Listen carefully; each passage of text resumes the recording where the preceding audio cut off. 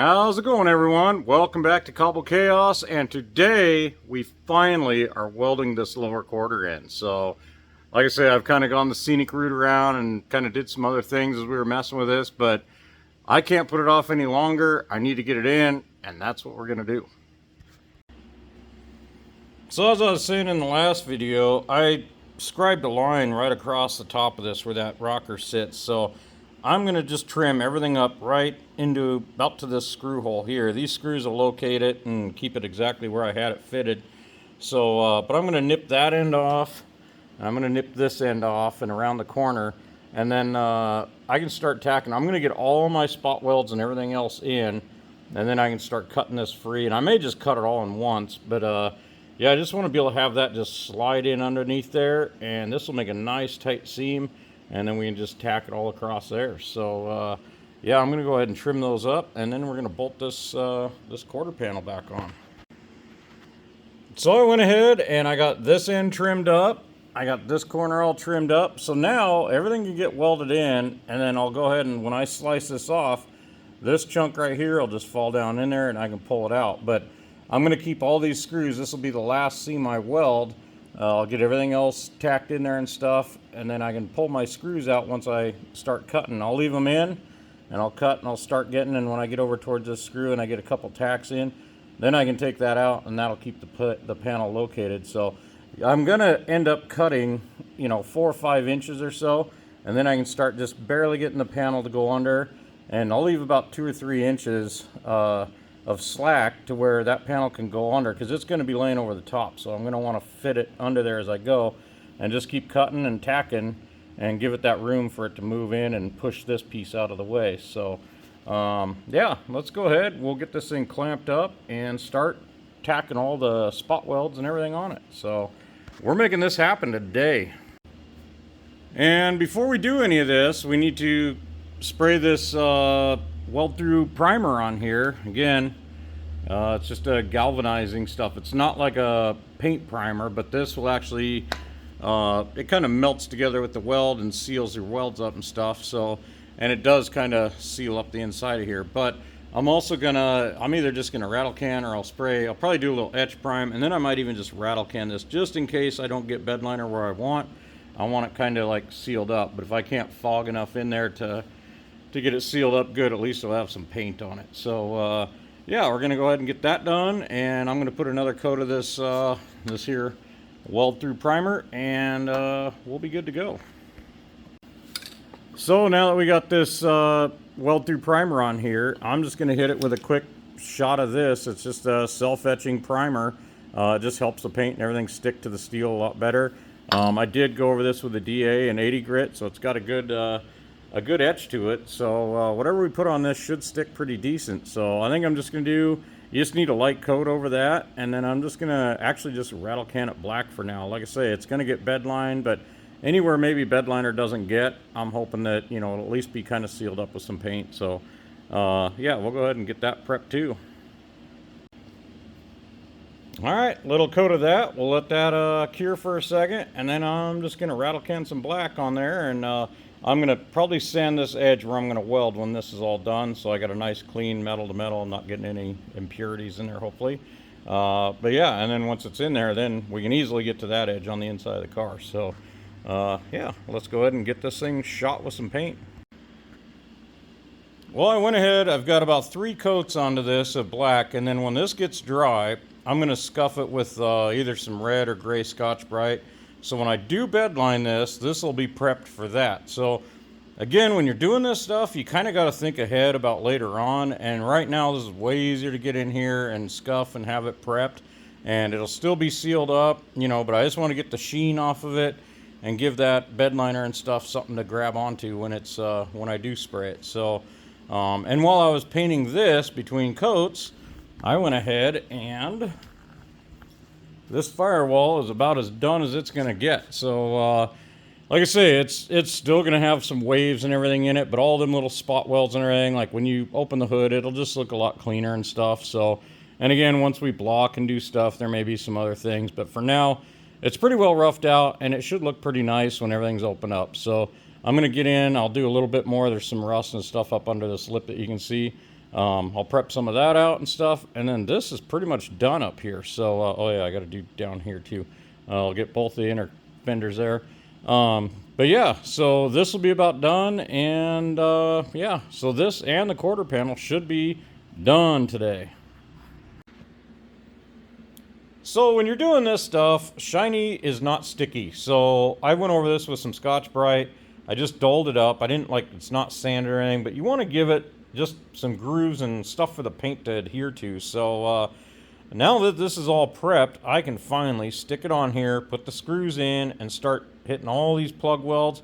And I'll come back and I'll cut this top edge in. So we are finally ready to stick this on the car, hopefully for the last time. Finally, this is screwed on and clamped in. I got a bunch of clamps holding it nice and tight. So when you're doing this, you do not want to have to force this panel and squeeze it in and clamp it and just have a bunch of tension on. Number one, when you start welding and everything, that metal, when it gets hot, it wants to relax. It's going to start really bending and warping your panel and stuff. And when you're squeezing it and pulling it, I mean, you're putting all that pressure on and stuff, and it's not exactly where it wants to be. So this panel, I can set up there. It slides right into place, fits the grooves real well. Again, that's all the prep, and just make sure when you put it on there, the clamps are just basically holding it. And yeah, I've got them clamped, so it's clamping between here. And right before I go to weld, I'll tap this all down so it's as tight as I can get it. And then I'll do my little spot weld. I'll move my clamp down. Same thing, and I'll just chase it all the way around, do all those spots and get them as tight as you can. And once that's in, we just slide that right across the top, and that'll go in, and we'll start tacking across there. So this is finally what we've all been waiting for, so let's make it happen. So this is inside of it, and that's that lip we left, and there's where I cut. So when I cut this off, this piece here will all fall down. And same thing over here, you can kind of see that's where I cut all that out. So I didn't get anything goofy over here. So when I slice this across, it's just going to fall, and we'll just pull it right out of here. Before I do weld this, though, which I should have done before, but I'm going to take my sander, and I'm going to sand this seam here. So I don't have any paint or anything that's going to get into my weld and make it even a crappier job. So I'm going to do that real quick before we start nipping this off. So I just did this little seam here. That's right where we're going to weld. So everything in between that's going to get cut off. So yeah, let's go ahead and slice this thing off and finish this thing. So when I'm cutting this, I'm going to have my grinder, and I'm going to come in at an angle and kind of almost try and cram it down between there. I won't cut it flat because that'll give me a gap as thick as this wheel. But if I angle it just a few degrees, I mean, however you got to get in to angle that, it'll almost go down behind there. And it's kind of like the floor pans in the Camaro when I did those. When this comes together, it'll pretty much just touch each other. And you shouldn't hardly have any gap to fill in or anything. So if we can just run this along at a little bit of an angle, let's say I'm going to cut, I don't know, probably 5 or 6 inches, put a couple tacks, we'll cut a few more inches, put a couple tacks, and we'll just do that across here, and it should just underlap and go right into that panel just about perfect. So let's see if we can do it.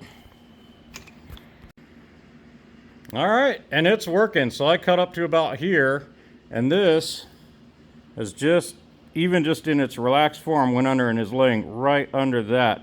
So I took this screw out, and I'm going to reach in, and I'm going to grab that little piece, and I'm going to roll it out of the way a little bit.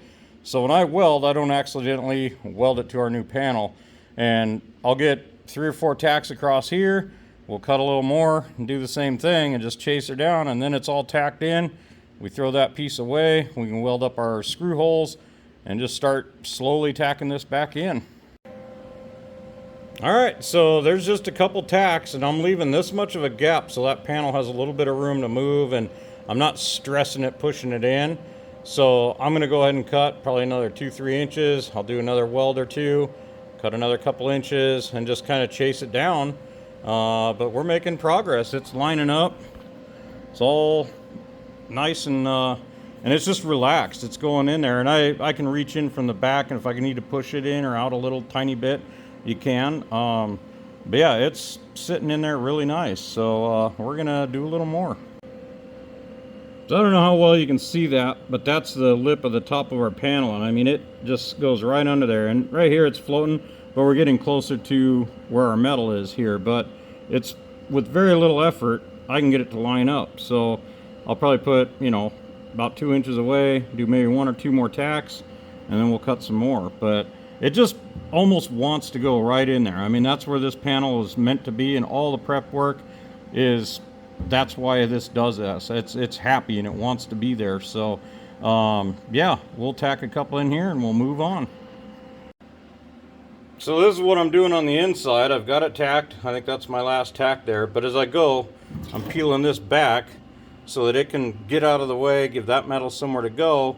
And now I can get, there's a screw right there, I can take it out, and I'm cut all the way to here, so I can peel that back. This will just fold right in where it needs to go, and like I say, just keep going. So another thing about this is, you know, I've got a strip 2 inches or so behind this. So as I'm cutting this, and I mean, I haven't been as straight as I'm making real sure not to go above this line.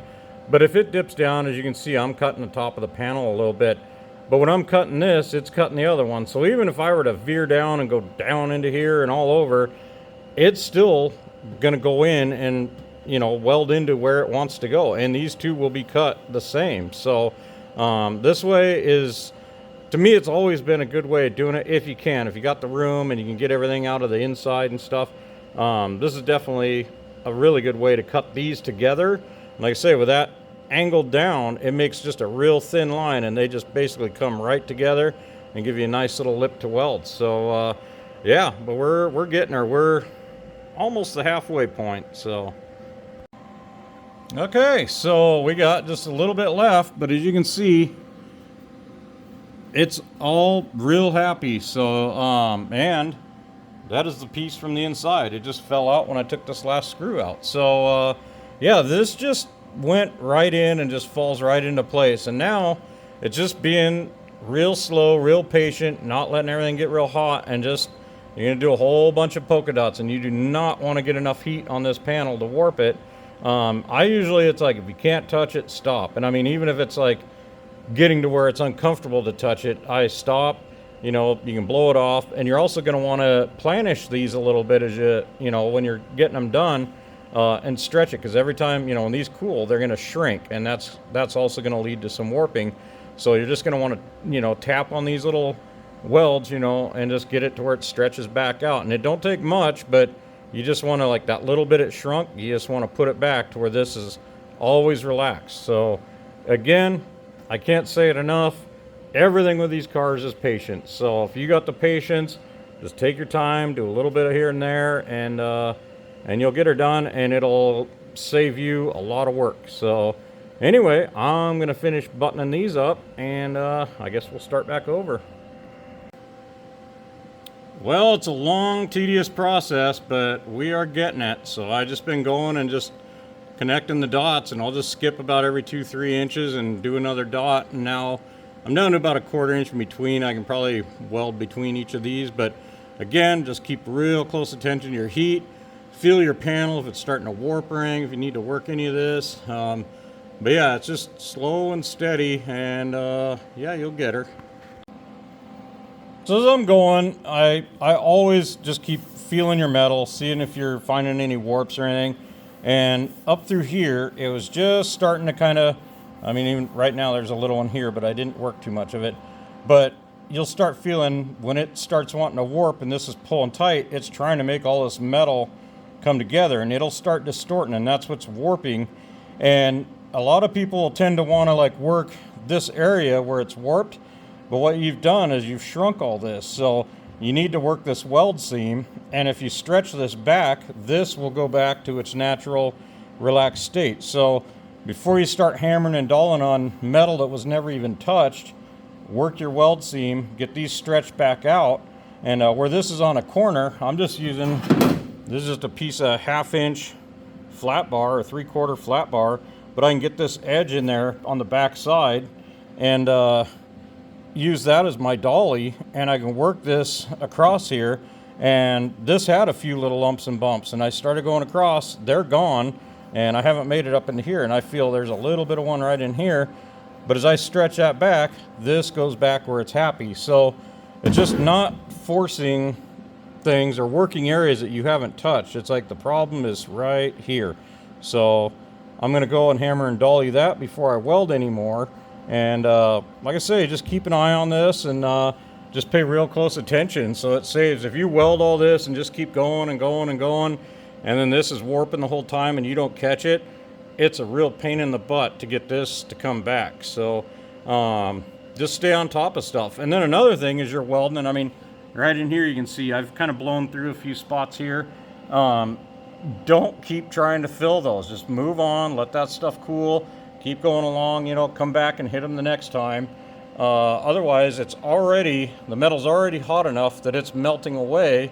And the more you keep trying to do it, you're adding more and more and more heat. And then when that cools, you shrink even that much more and you create more of a lumpy area. So again, just stop there, move along, let things cool off. And I keep my little air gun around, and that kind of helps cool things down a little quicker and stuff. And I mean, if you have your hand on there and it's kind of warm and you hit that with the air gun, you will actually feel this metal shrink. And I mean, try it sometime when you're doing it, but you'll feel it move, and you don't realize how much it actually does move. So again, pay attention, and if anything's going on, work the seam you're working, not the stuff you haven't touched. So anyway, I'm going to hammer and dolly this line across here and get anything else I can find out of it, and then we're going to continue welding. We're making a little farther. I'm feeling just a little bit of a bump in here, so I'm going to hammer and dolly again. But if you look, I mean, I'm just MIG welding this, but see all my heat? I'm barely getting any heat beyond my weld. And so I usually run my welder pretty hot, so when I go in and that wire melts, it's like instantly fusing that metal together, and I'm not in there very long. If you're running too cold or whatever, it takes longer and more heat, so I like to just zap, zap, zap, zap, and those burn, and like, you know, they make a pretty good BB too. So yeah, but again, it's like when you get towards the end of this and you're seeing the end of the rainbow, you're gonna want to like start welding. You know, it's like, oh, it's only 1/2 inch, I'll weld that.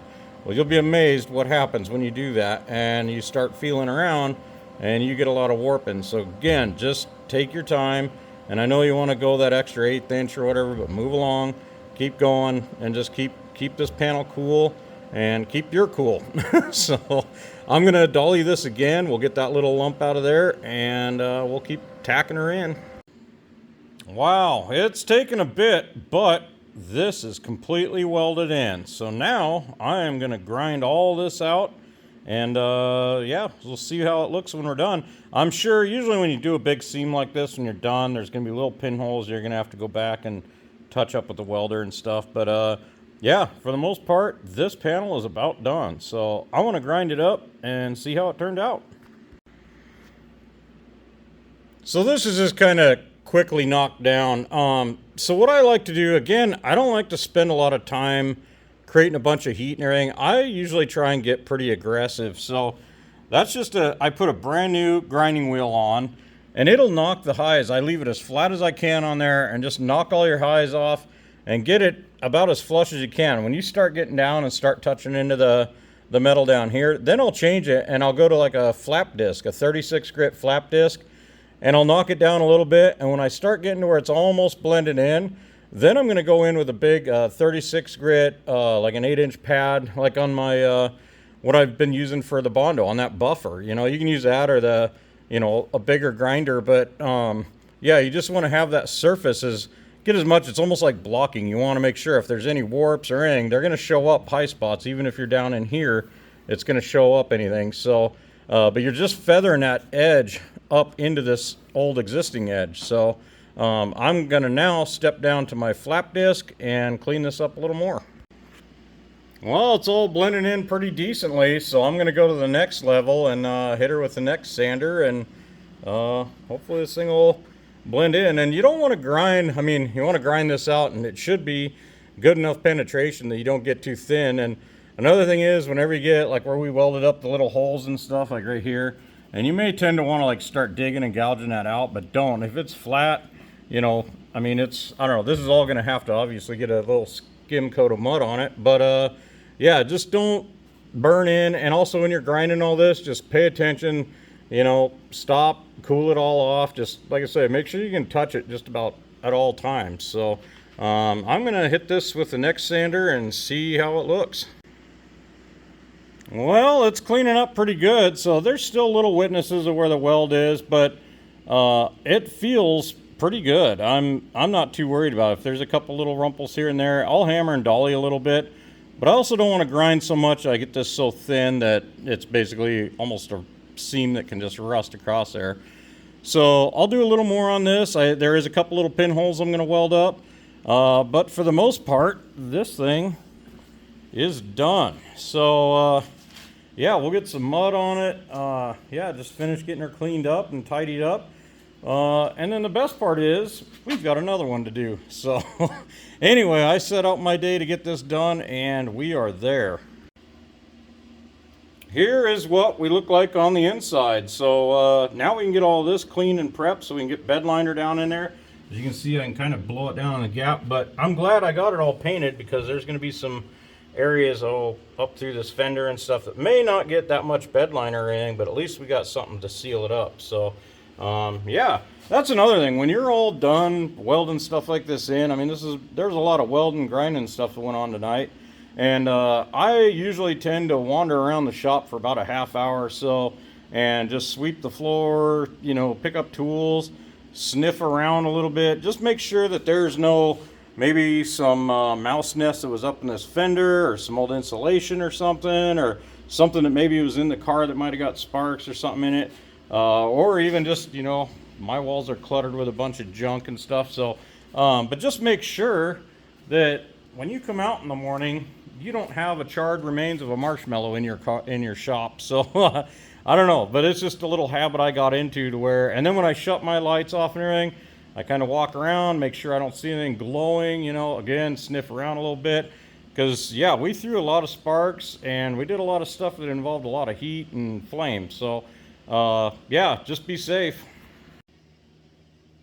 Today was victorious. So this is finally welded in and pretty much done. So the firewall's complete, roof's done. We don't have much left. I got the driver's side lower quarter. I don't think it's going to be as involved as this one was, but I got to finish patching that. Other than that, we got a little bit of paint stripping on both sides to do, and the main bulk of this car is going to be ready to prime. I was hoping to get it in primer by the end of the month, and at this rate, I think I'm going to beat that. So we're moving right along, and I can't thank you guys enough for the comments, the support, the likes, the shares, the subscribing, everything. This channel's been growing, and I really didn't know what to think about it, but you guys have been awesome. So thanks again for all the support. But anyway, we're going to keep hammering on this car, and we're going to turn this car into a hot rod, and hopefully we're doing burnouts before the snow flies. So stay tuned. We got lots more coming.